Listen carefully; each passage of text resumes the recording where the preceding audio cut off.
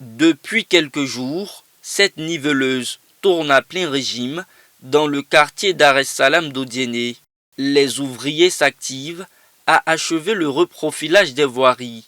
L'opération est à mettre à l'actif du maire de la commune, Nasseneba Touré, soucieuse de faciliter la mobilité des biens et des personnes. Tout était gâté, vraiment. Moi-même, quand je viens à la moto, je dis, je ne peux pas rentrer dans le quartier. Quand les enfants veulent aller même à l'école, les chauffeurs, les taxis refusent de prendre les enfants pour aller à l'école parce qu'ils disent que la voie n'est pas bonne. Mais j'ai vu ce travail, vraiment, merci à Madame le maire. Il suffit seulement qu'il pleuve, c'est fini. Même à pied, on a des problèmes. La boue partout. Avec ce reprofilage, nous pourrons nous déplacer pour aller partout où on n'arrivait pas. La première phase de ce vaste projet de reprofilage concerne 6 quartiers de la commune d'Odiéné pour environ 20 km. Les travaux sont déjà terminés par endroits, comme au quartier Jérusalem et Cobrella, et ce sont les bénéficiaires les plus heureux. On est très contents de l'équipe de Madame le maire. Le reprofilage, vraiment, ça nous a plu beaucoup. Il n'y avait pas de route du tout. Même pour marcher, on avait des problèmes. Le conseil municipal prévoit mobiliser plus de ressources afin de renforcer ces travaux qui contribuent aujourd'hui au bien-être des résidents. Nous allons continuer avec 100 km de voies reprofilées, en plus des 10 km de bitume que l'État a prévu de faire. C'est pour faciliter la mobilité urbaine des populations et nous allons continuer comme ça parce qu'après chaque saison de pluie, on voit les routes qui sont dégradées, mais aujourd'hui la mairie a décidé de vraiment mettre le paquet pour ouvrir les voies, pour permettre aux populations de circuler librement. Durant cette visite terrain, Nasseneba Touré a également invité ses administrés à assainir le cadre de vie. Pour elle, Odiéné doit refléter l'image d'une ville durable où le développement rime avec le respect de l'environnement.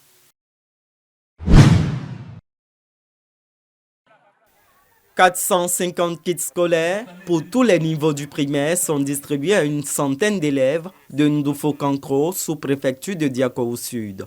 La donatrice Bienvenue Kofi, depuis 3 ans, vient en aide aux familles défavorisées en mettant l'accent sur la scolarisation de la jeune fille. Aujourd'hui, la jeune fille doit jouer son rôle dans l'économie, n'est-ce pas, de la Côte d'Ivoire. Faire en sorte que effectivement les parents également puissent s'engager dans l'éducation de leur fille. La fille scolarisée, quand elle a réussi, eh bien c'est toute la famille qui a réussi.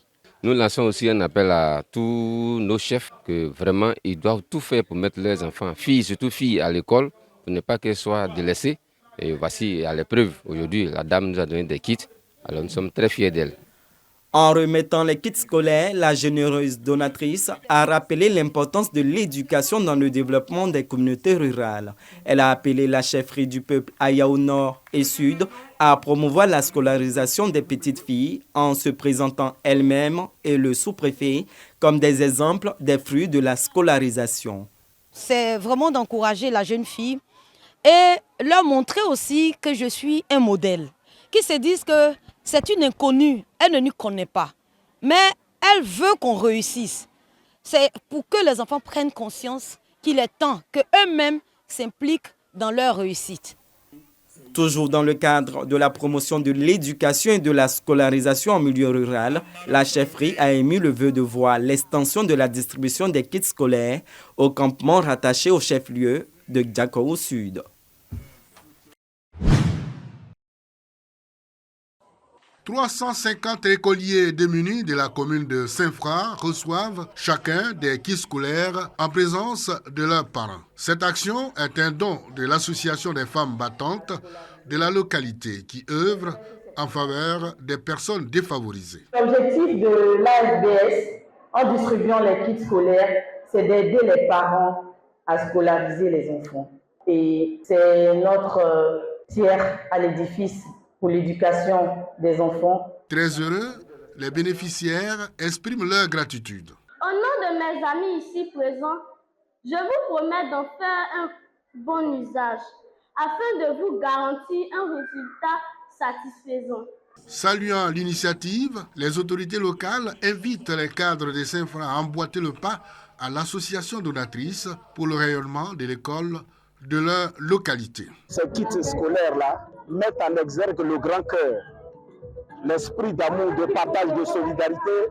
Et si il y a des associations dans le département de Saint-Fra, qu'elles lui emboîtent le pas, afin que la cérémonie soit une cérémonie de grande envergure. Créée en 2018, l'Association des femmes battantes de Saint-Fra œuvre pour la promotion de l'éducation, la lutte contre la pauvreté, l'assistance aux personnes vulnérables, la protection de l'environnement et le développement local.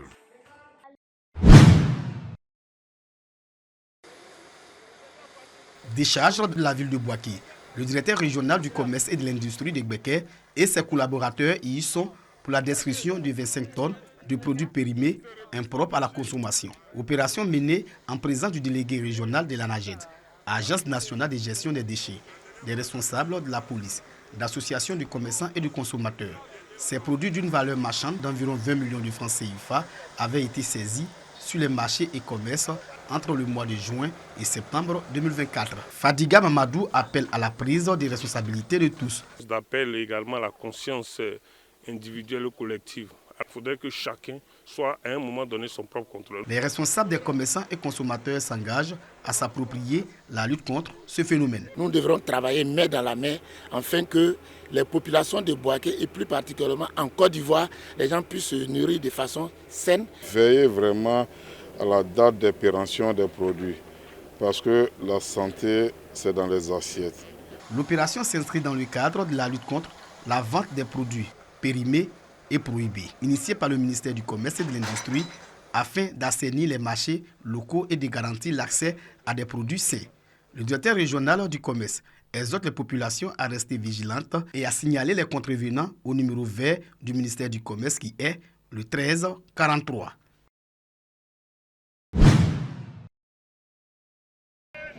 Chaque année, à la date du 6 octobre, c'est le même rituel. La grande procession des fidèles de l'église Aime ton prochain comme toi-même qui précède le culte d'action de grâce du pèlerinage à Divo de cette église, membre de l'association des églises révélées d'Afrique. À l'église mère de Divo, une atmosphère de fête. Sous la conduite du chef de cette église, le prédicateur suprême Okanyana Lazare, les fidèles venus de toutes les paroisses ont marqué ce moment par une présence massive. Le pèlerinage à Divo de l'église Aime ton prochain comme toi-même, un moment pour rendre gloire à Dieu par Jésus, un moment aussi de reconnaissance de l'œuvre des pères bâtisseurs grâce à qui cette église fondée en 1930 s'est solidement établie pour assurer l'œuvre de Dieu et sa mission de conversion des hommes. Notre prophète Boto Adaye qui a fait la première prière de la montée du drapeau ivoirien à Divo le 7 août et donc il a choisi le 7 octobre.